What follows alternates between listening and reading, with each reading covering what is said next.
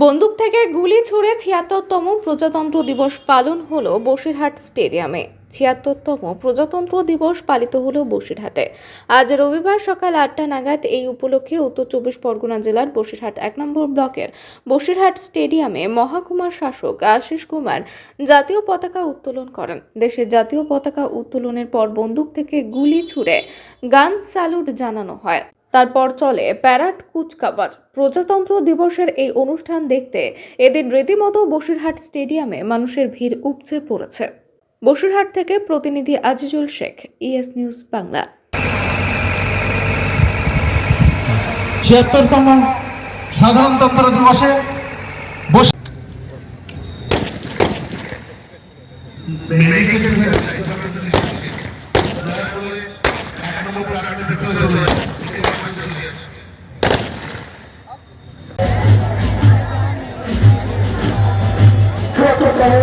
সাধারণতন্ত্র দিবসের জাতীয় বাহিনী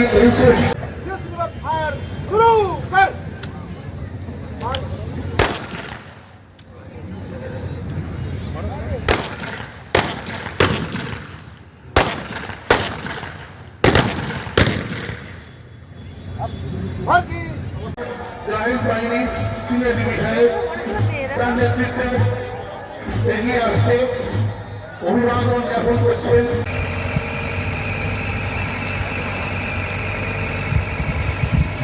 ৭৬তম সাধারণতন্ত্র দিবসে শিশু সাথী আমাদের স্বাস্থ্য জেলার স্বাস্থ্যের